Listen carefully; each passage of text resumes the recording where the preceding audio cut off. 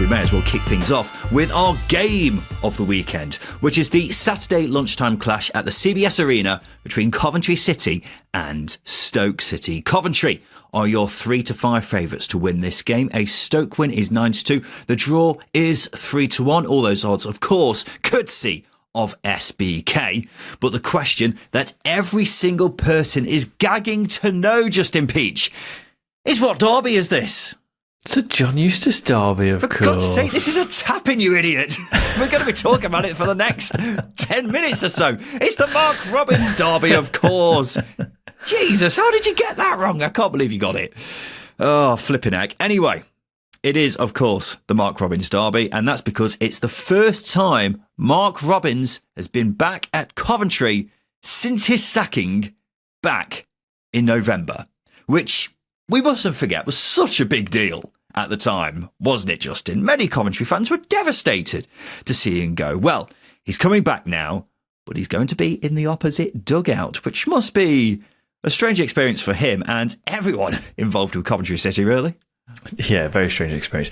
I wonder what the odds are on him going in the wrong dugout. That's always a bit of a conversation, isn't it? Sort of going into these types of games, and because he's very fresh coming out of Coventry, it's worth reminding. It was only a handful of months ago that he was sacked. But yeah, it will be strange. Be strange for all parties, of course. The man who saved the club all those years ago, he put it back on the map and ultimately laid the groundwork for the success that Frank Lampard is having now. But I do think most in this situation, like the players and Mark Robins, for example, they will all realise that football is football and this is bound to happen. I think it's us in the media world, if you like, and the fans around it probably overthink it.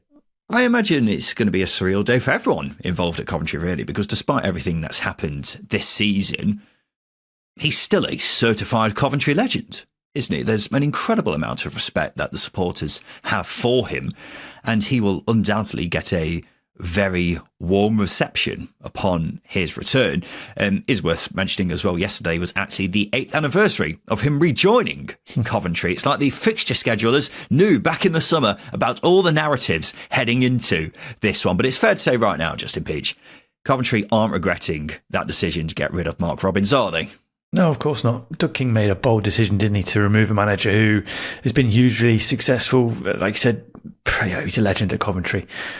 But it was clear that he needed a fresh pair of eyes, and that those fresh pair of eyes, he's come in, Frank Lampard, and he's made several changes to what was an underperforming squad, and he's turned the results around. There's nothing like a new flame who makes you forget, the good times of old, and that's what Frank Lampard has done. It's been a huge uplift, and that's ultimately driven Coventry into playoff contention once more. You speaking from personal experience there? Absolutely not. I respect all of my exes. Say no more.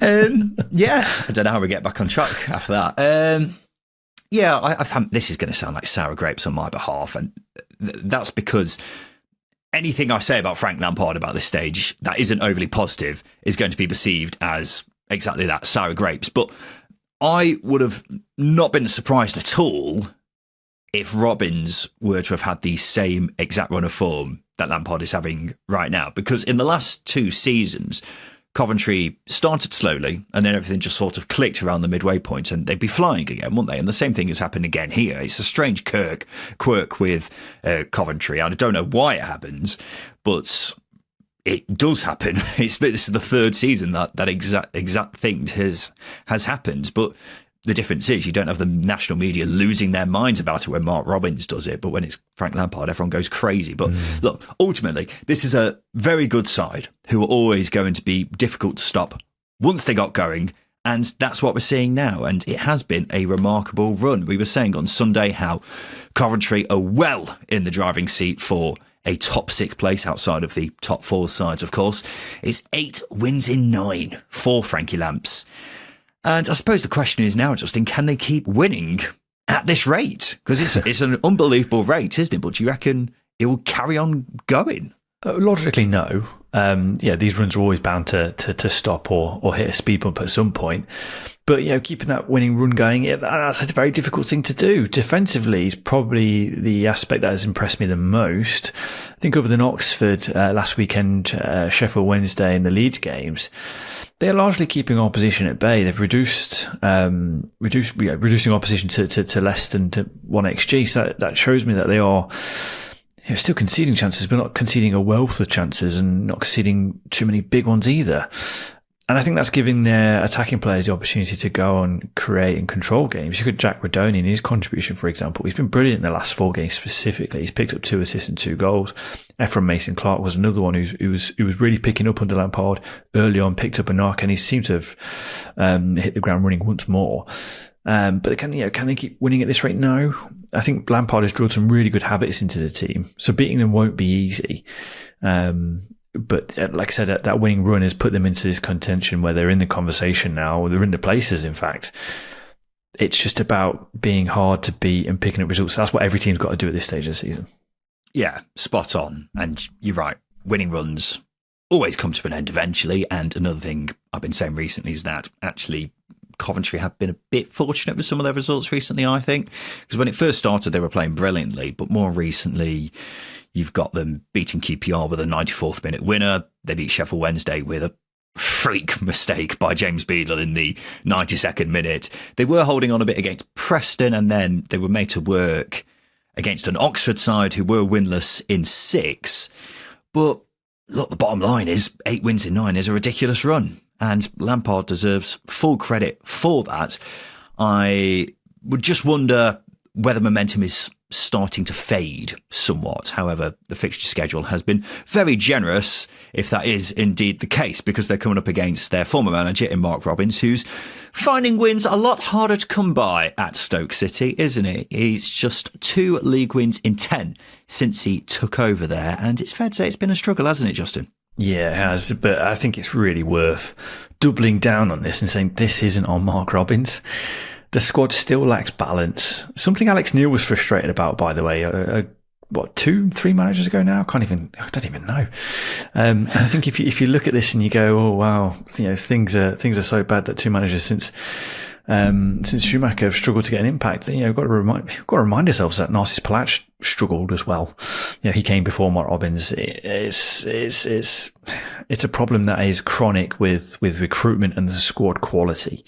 The data is ugly, though. I think that's the worst thing about it. I'm not seeing any positive trends from a Stoke point of view.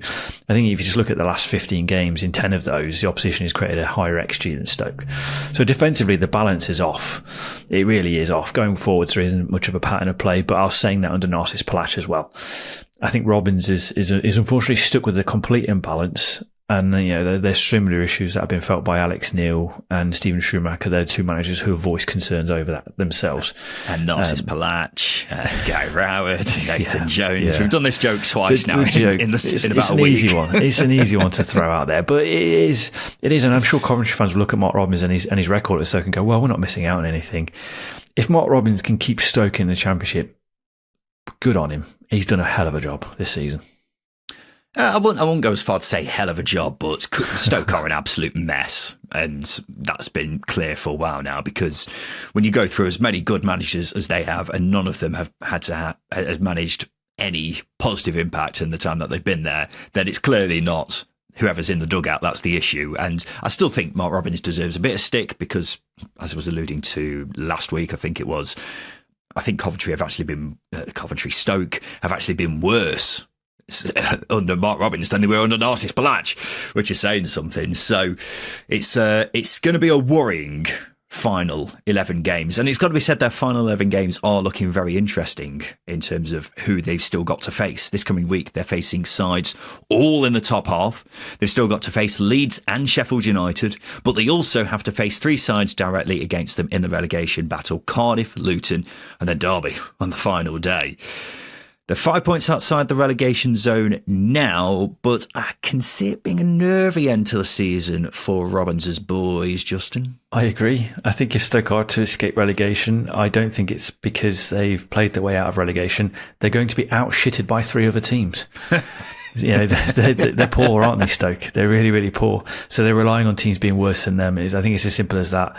So I don't think escaping the bottom 3 is in their hands at all. I think they are relying on the likes of Derby, Luton, Hull, Cardiff, Plymouth, the teams that are down there. They're relying on them not picking up as many points between now and the end of the season as Stoke. As I say, I can't see Stoke being great between now and the end of the season unless there's a huge uplift. There might be, but yeah, they're going to be outshitted, unfortunately. Well, fortunately, actually, would be the key phrase there.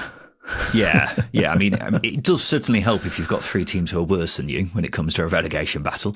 You get the point, though. I get the point. Yeah, well, I think it's a very fair comment that Stoke are. This has been a really, really bad season for them, but they've just been fortunate that, as things stand right now, there are 3 teams who are somehow even worse than them. But when it comes to staying up, they could certainly make some headway when it comes to that by getting a big win against Mark Robbins' old side this weekend. And it's now time for us to make a prediction on how this game is going to go, Justin, because it's time for the second tier bet builder with SBK. Now, with SBK, you don't just get an ordinary bet builder. They offer you fresh legs as well. And surely we all know what fresh legs is by now. But if you don't, it's when a player gets subbed, your bet carries over to the player coming on. So whether you need a shot on target, a yellow card or a goal, fresh legs keeps you in the game. And SBK are the only bookmaker offering this on every championship game this season. I mean, there really is no better place to bet on the second tier. So sign up for SBK right now and join the thousands of people already taking advantage of fresh legs every weekend. On top of that, SBK are offering a huge 25% boost on any bet builder with 4 or more selections. For Coventry v Stoke, max stake £10 and T's and C's apply. So every Friday we make our own bet builder with 4 selections all relating to our game of the week. So that's 2 for Justin and 2 for me. Justin, what's your first selection? I've gone with Ellis Sims to score any time. It's not been a memorable season this year for old Ellis. Despite turning into prime Robert Lewandowski from January onwards last year, he wasn't able to continue that form from the end of last season. However, the form of their big money signing from last season, from Everton, has been steadily improving in recent weeks. He's got 4 goals in the last 8 games. That's a positive. But I think most importantly, he's getting shots off. He's getting into good positions as well. He's managed at least 2 shots in his last 5 games. He did miss a penalty against Oxford as well, so those statistics might have been improved if he didn't pass it to Jamie Cumming in the Oxford goal, because it really was a terrible penalty.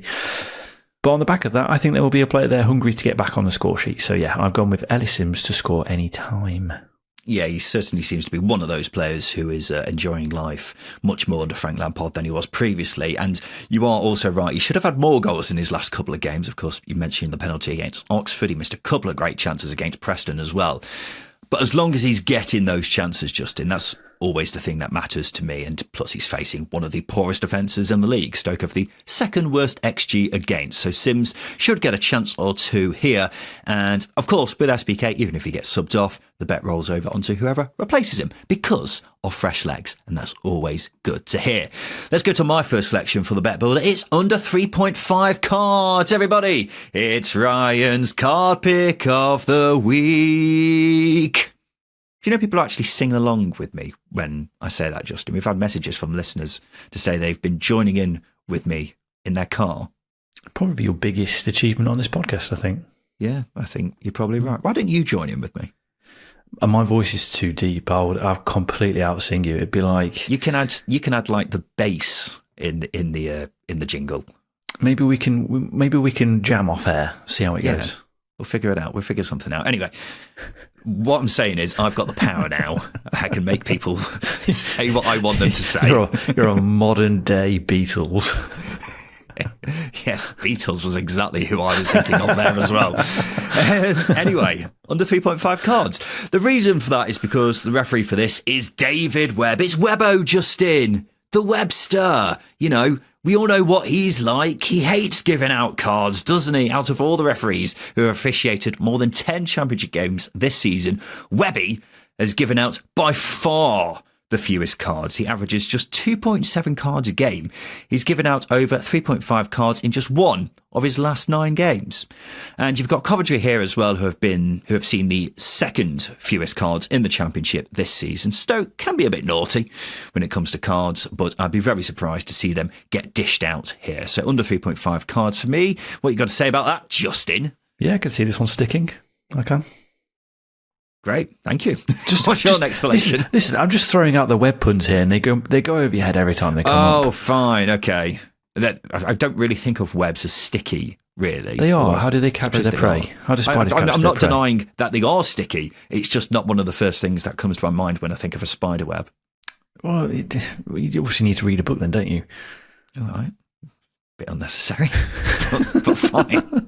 Let's go to your next selection, Justin. I've gone with both teams to score. Clean sheets are fleeting rewards for both of these sides. I was surprised at reading this. Coventry have kept just 9 this season. Stoke's slightly ahead with 10. Again, blew my mind a little bit. But actually 6 of Stoke's last 10 games, both teams have scored. In 6 of Coventry's last 11 games, both teams have scored as well. So I've gone with both teams to score on this pick. I wouldn't say these two sides are both closed shops. I don't think they, keep out chances at will. Stoke concede a lot. Coventry can concede a few. So yeah, both teams to score.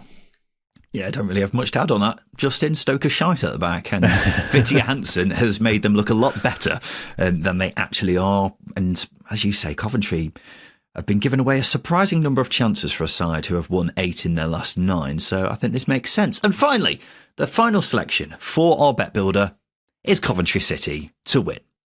Now, I am approaching this game with a bit of the thought that surely Coventry's run has to come to an end at some point. They can't keep winning forever, especially because, as I mentioned earlier, I think they have ran their luck a little bit in some of the more recent games. But the bottom line is, Stoke are bad.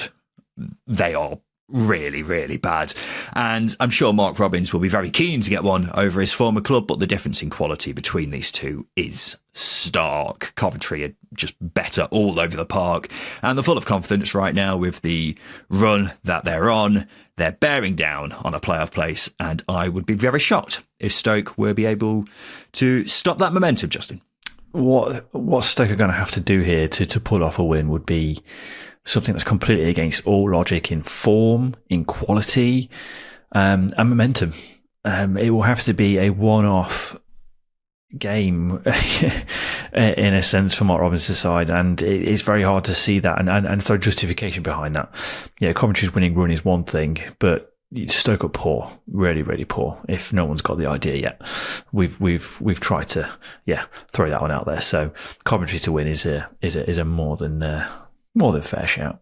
And a £10 stake on that bet builder returns £102 thanks to SBK's 25% boost. Just give you a quick reminder of what that bet builder is. Ellis Sims to score any time, under 3.5 cards. Both teams to score, and Coventry to win. A £10 stake on that returns £102 thanks to the 25% boost from SBK. But remember, if you don't fancy our bet builder with SBK, you can create your own bet builder from a range of markets. You can also get a 25% boost with SBK on bet builders for tonight's game between Norwich and Oxford as well. So SBK feeling very generous. And if that wasn't enough, because it's Cheltenham Festival next week, ladies and gentlemen, it's just around the corner. There really is no better time to sign up to SBK. Not only will you receive £40 in free bets when you sign up and place a first bet of £10, but you can also take advantage of SBK's great offers throughout the week, including a free ACCA every day of the festival. T's and C's apply, 18 plus, and please do gamble responsibly.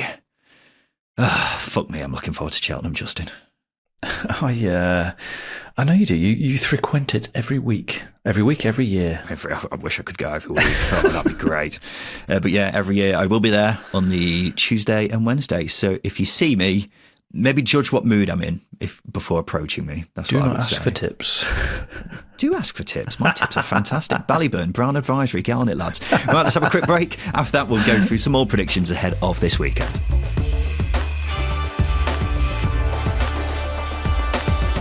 Welcome back to the Second Tier podcast, and it's now time for us to have a look ahead to the weekend. And in each preview episode of the Second Tier, Justin and I will each pick a banker a team we think is guaranteed to win this coming weekend, as well as an outsider. So someone we think is going to win, but is bigger odds with our friends at SBK than their opponents. We're tracking how we do as the season goes on. It's 1 point for a correct banker, 2 points for an outsider. Whoever loses has to do a forfeit, which is to beat a mascot on an EFL game next season. The current scores are 34-27 to Justin Peach. I managed to close the gap by 1 point last week with my banker of Middlesbrough to win against Derby. But Justin, just thought I'd point out, you've drawn a blank in back-to-back weeks now. Yeah. And it would still be quite dramatic if I were to run this close right at the end of the season. But I think it's fair to say you're leaving the door open for me a bit. I've got to give you some hope, haven't I? I feel like keeping the listeners invested. I've got to make sure that you stand some chance. I think it's I don't want it to turn into the SPL where it's a one horse race. I want there to be some competition, and that way the listeners will keep coming back. So it's nothing to do with me dropping off and not picking the right bankers. It's just a purposeful tactic to make sure the listeners stay listening. Yeah. Okay. First of all, comparing it to the SPL when you've won this, at the moment you're on course to win your first season in the time I've been doing these predictions, trying to make it out like you're Celtic and I'm Rangers.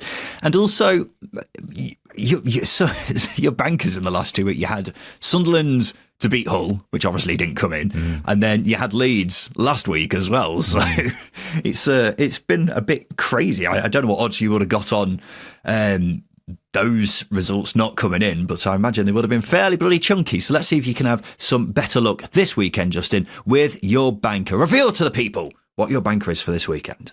The world will be happy to know I've not gone with a lunchtime kickoff. I've gone with West Brom to win at home against QPR on Saturday afternoon.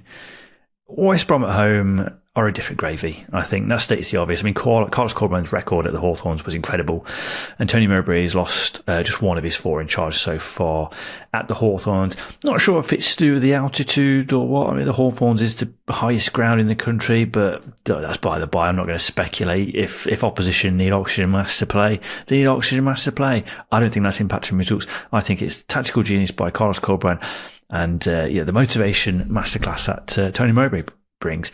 But most importantly, QPR have lost the last 3 away games, so I'm inclined to side with West Brom on this one. I think them under Tony Mowbray at home with the fans behind them as well, I think are just a completely different gravy. And I think the smell of the playoffs is really starting to ignite things once again for the West Brom contingent, players, staff and fans.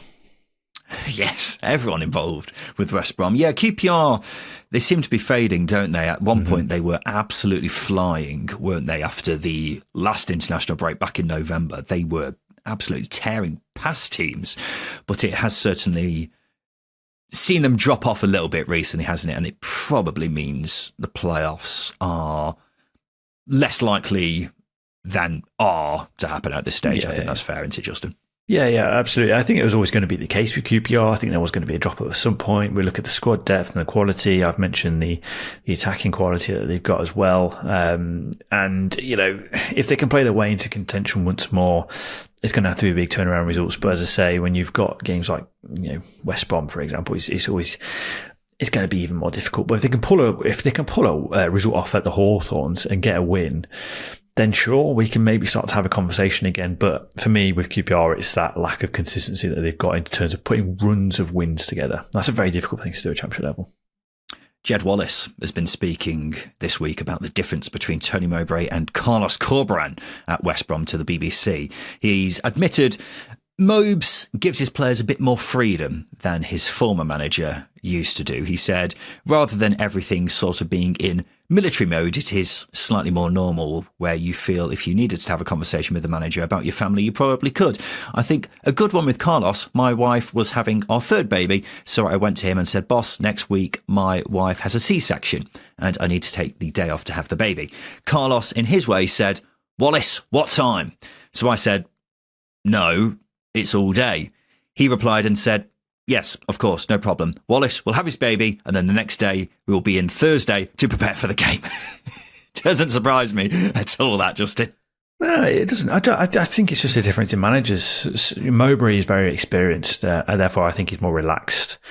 I think Corberán probably is more militarised. He's a student of Marcelo Bielsa, so you can't really blame him. So it doesn't surprise me one bit. I think some players can thrive in it, others are going to struggle. And Jed Wallace probably didn't quite like how that came across. It was a very serious moment for him and his family, I imagine. But Carlos Corberán could have maybe dealt with that in a different way. But as I say, managers all have their different approaches. And Carlos Corberán, he's worked for large spells at West Brom. Yeah, I think I would like at least one day off after having a child, but I don't know. Yeah, he did also admit that ketchup's back in the canteen, which is always the first to go with certain managers. Don't know why. What about Revels, Justin? Well, this is it. This is it, isn't it? Mowbray comes in, he walks in with a pack of Revels. Can you imagine him binning off ketchup and not allowing it in while he's choffing on Revels in the corner of the dressing room? Hypocrisy. And that's why he's probably more relaxed. Yeah, absolutely. And let's go to my banker for this weekend. It's Sheffield United to win at home against Preston on Saturday afternoon. It's the Paul Heckingbottom derby. And in contrast to another game, which is also seeing a manager face his former club this weekend, not Mark Robins going back to Coventry. I'm talking about another game, which is seeing a reunion. I think old Hecky will get a nice reception at Bramall Lane. It seems most Blades fans have a lot of respect for how he did there. I don't think anyone's blaming him for how shocking they were in the Premier League last season. So this should be a nice welcome back for him. And I don't fancy him to be too chuffed about the game itself, though, because Preston's league season is virtually over. Maybe if they won in midweek, they may have looked at it and thought, you know what, the playoffs are miles away. But now, with 11 games to go, it's not happening. They have still got the FA Cup, which is remarkable, and I imagine most Preston fans are looking forward to that as opposed to what's happening in the league at this stage. And it doesn't help that they've got one of the trickiest trips of the season coming up this weekend. It's 5 wins in 6 for Sheffield United. I don't think they've been amazing recently, despite the 5 wins in 6, but they so often get the job done. And that's because they're much stronger than most sides in the division and should prove to be too strong for Preston. And also, if they win, they'll go level on points with Leeds, albeit for at least 18 hours or so. So that's a nice little carrot to hang in front of these Sheffield United players as, well, keep Burnley at bay. So they need the 3 points, and they need it a lot more than Preston do, who, as I say, maybe have one eye on other matters. So that's why I'm backing a Sheffield United win this weekend.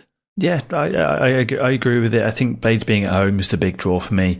I think this is the time of year that Preston do flirt with the idea of making a run for the playoffs, isn't it? We've got to bear that in mind.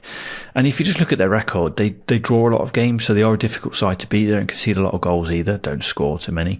They only scored 3 more than Derby, whose attack is one of the worst I've seen at Championship level ever.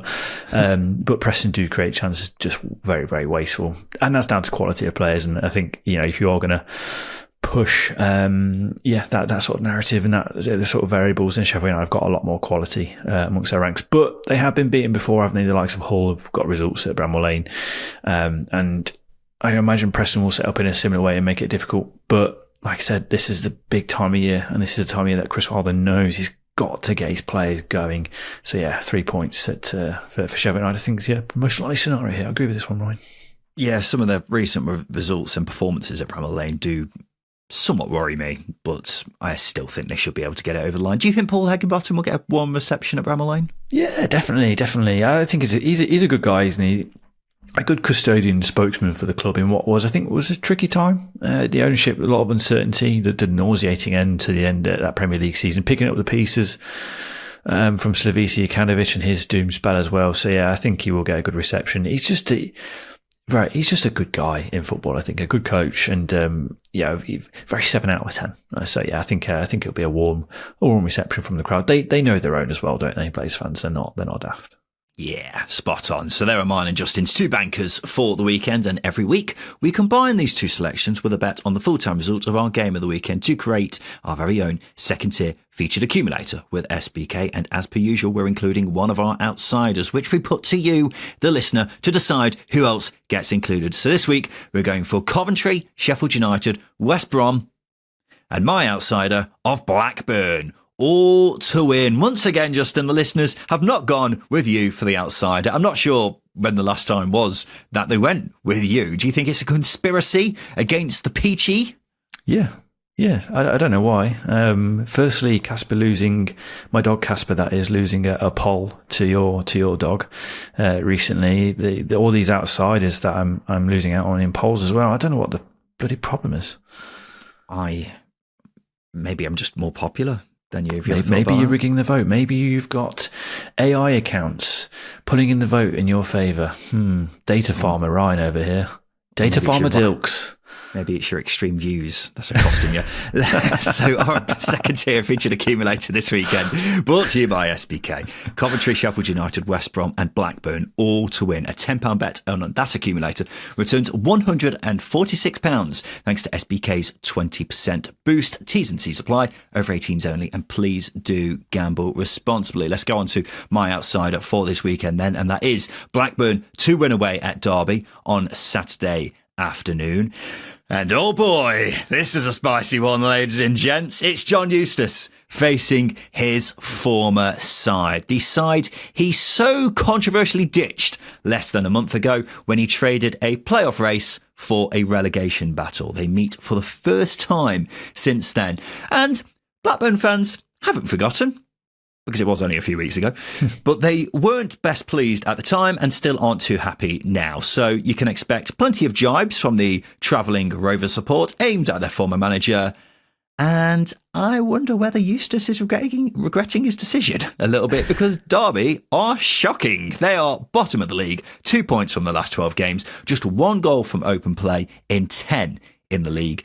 And John Eustace has seen no positive impact at all as of yet. They are dreadfully bad going forwards, absolutely turgid. They're creating nothing, and that's because they're completely drained in confidence and have just forgotten how to play football.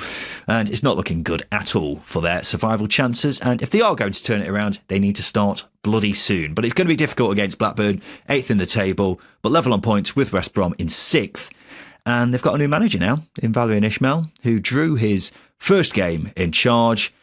He will see this as a golden opportunity to get his first win and get it against the guy he replaced, which will make him very popular amongst Rovers fans who are desperate to get one over on the guy who jilted them. Bit tall on this one. I think Derby's form and almost the poor ownership of the club has made me really hate them. And Valérien Ismaël coming in at Blackburn, I love. So I'm almost turning into a Blackburn fan for the day. I'm not, being facetious. But yeah, this is a, it's not a tap-in for Blackburn, but it's a simpler game as you can possibly get. That being said, there are variables at play here that completely, overshadow the footballing aspect of this one. The pettiness of Blackburn fans, and I love it, by the way. I really, really do. I think can sometimes work against you. Because all those years ago when Gary Rowett left Derby for Stoke, Derby fans took blow-up snakes to the away end, and it blew up in their face because Stoke came away with a 2-1 win, despite Derby finishing in playoffs that season, etc.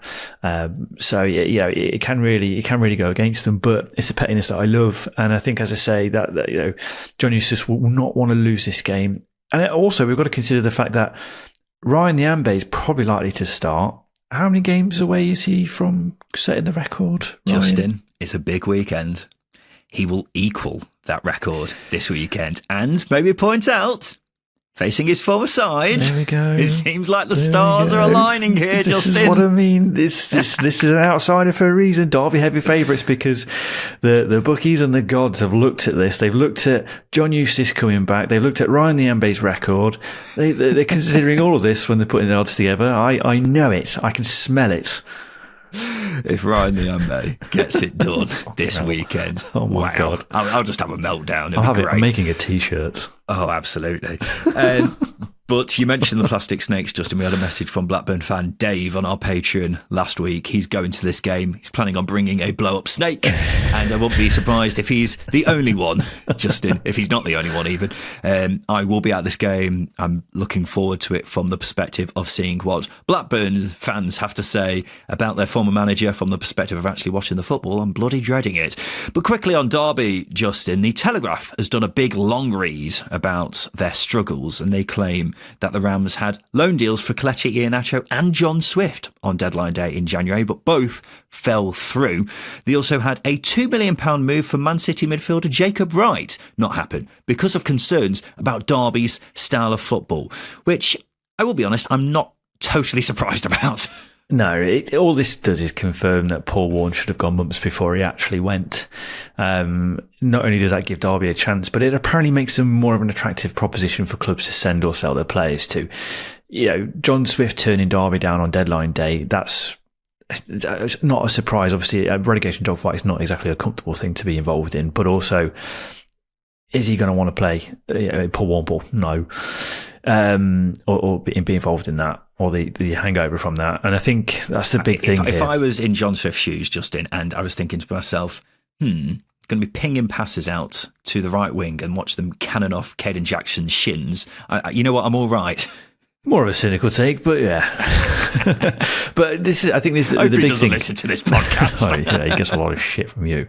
I think this is a big thing that David Close and Stephen Pearce, they need to come out and say they made a mistake. They really, really do. Because, unfortunately, I think comments from David Close during the festive period saying that something along the lines of the other promoted clubs will envy Derby's position.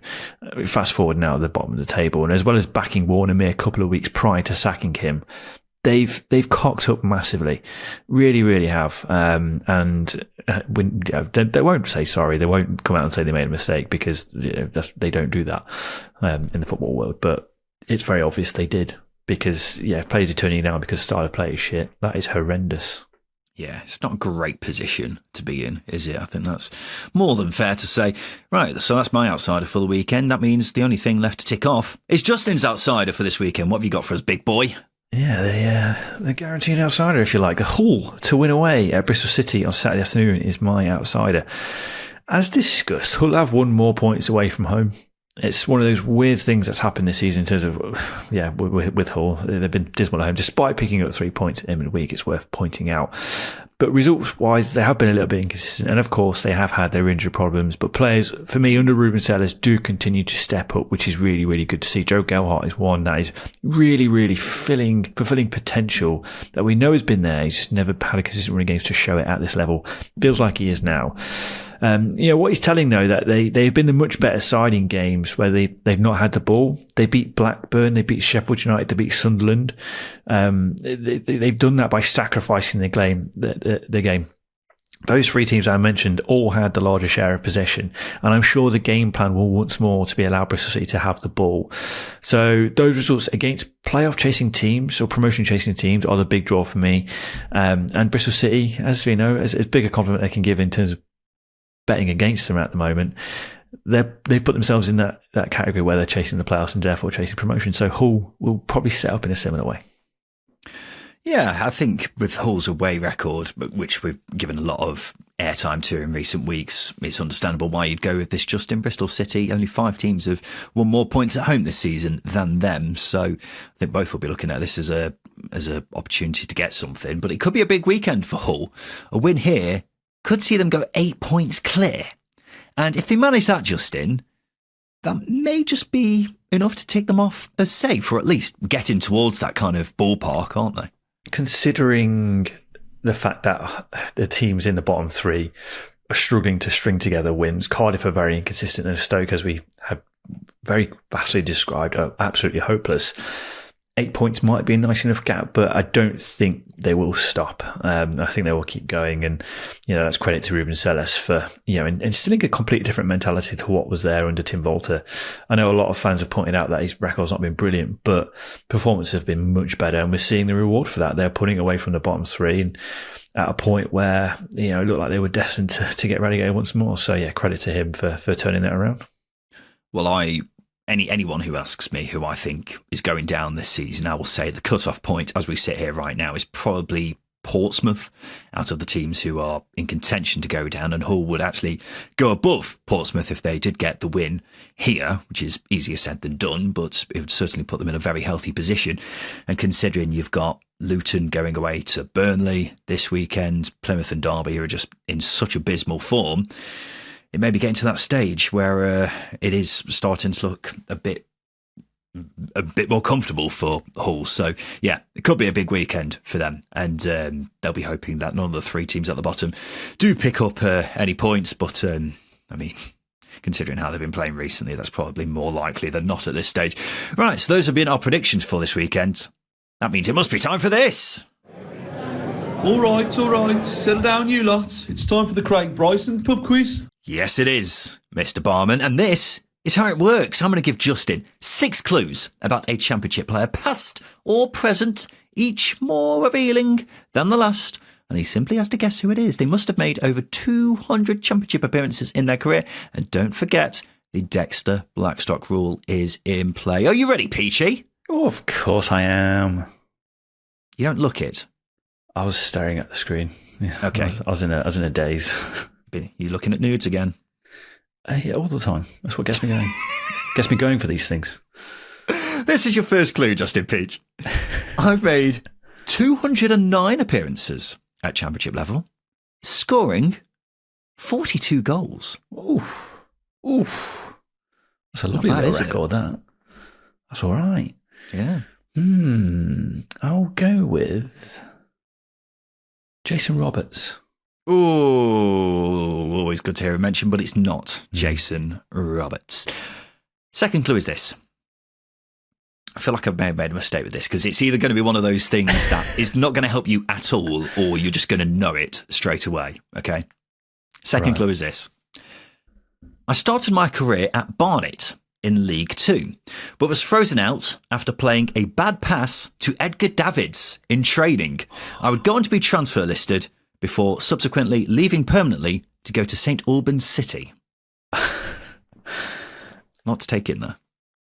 Yeah, there is. There'll be listeners who have probably experienced this player at the club and they'll know that story very well and they've got that straight away. It rings a bell, but the player in question, I can't remember. Edgar Davids would have been at Barnet after 2010. So the player that came to my head was Leroy Lita, but it's not him because the timelines don't match at all. Next clue. Okay. This is your third clue, Justin.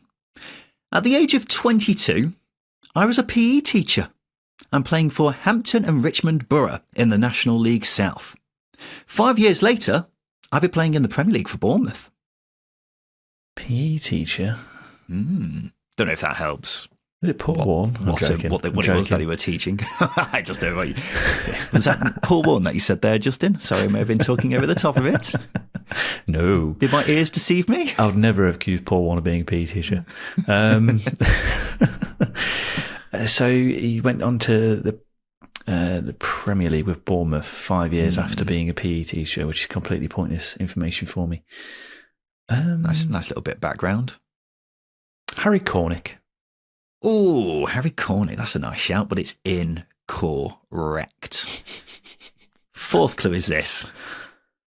I made my debut for the Jamaican national team in 2021, who I have 9 caps for. You're pulling that face then that says you got it, but clearly you don't. It's aligning things for me. Okay.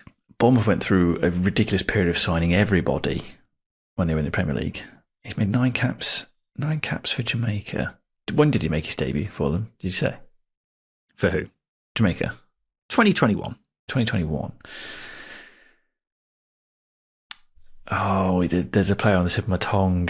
I can picture him, but his name's not hitting me straight away, and that's annoying me. Oh. Talk us through your thinking. What's your thinking, Justin? Annoyingly, Bobby Reid keeps coming to my head, but it's not Bobby Reid. Because I think he made his debut at the same time or a similar time for Jamaica. Played for Bournemouth, has he? No, exactly. But I'm getting so many Y's crossed with like Max Grade or, the players that have come through like the Championship and have got a good record at Championship level and gone to Bournemouth. Next clue. Fifth clue. I've played for 5 clubs at Championship level, making most of my appearances at Swansea City.